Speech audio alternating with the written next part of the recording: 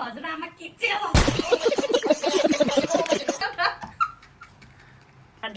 जनता जान्न चाहन्छ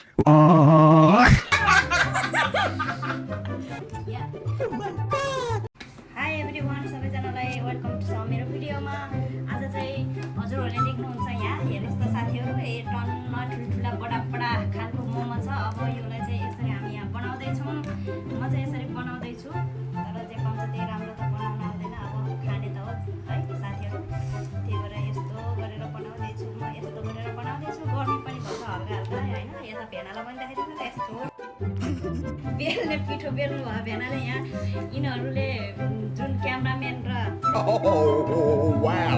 हुनुहुन्छ यस्तो राम्रो डल्ला बनाउने। अनि यता छ देखाइदिनुहोस् न, यता खाएर त थोरै त होइन साथीहरू, यता 2 सिट छ। आमामा अझै यहाँ अर्को सिट बन्दा त छ, उता पाक्दैछ। यता हामी बनाऊ कि या यस्तो हुन्छ कि साथीहरू।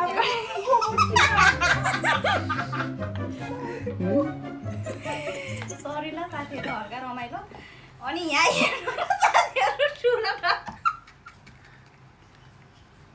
पिठो सिठो सुकेर ठुलो 80 वर्ष पुगेको हजुरआमा किच्यो।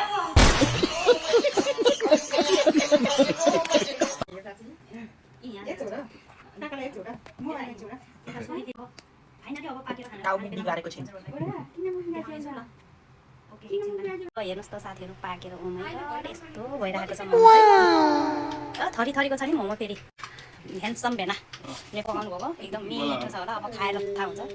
दुईवटामा है हजुर पकाएको नि, एउटा कहाँ अझै अर्को पाक्दैछ, एउटा यहाँ पाकिसक्यो, यहाँ छ। अब चटनी यहाँ रेडी छ। अब यो पकाउन रेडी हो साथीहरू। अब पकाउने अब एकछिनमा यो को हो भन्नु होला, मेरो ब्युटिफुल दिदी है। ल खाऊ त, कस्तो भइरहेछ टेस्ट, खाऊ। दामी मिठो दामी छ। ल टाइम त तातो तातो यस्तो यस्तो फुट्यो टाइट भयो क्या। ल भेना चेयर्स। मिठो कस्तो छ?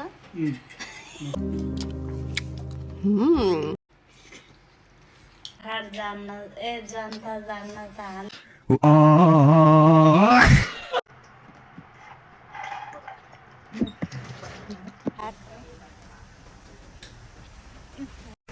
मोमो सोमो बनाएर खाइयो। अनि अब खानालाई यहाँ बाटोतिर हुँदैछ साथीहरू। कस्तो हरियाली छ है साथीहरू। आज मनका कुरा सुन्छु।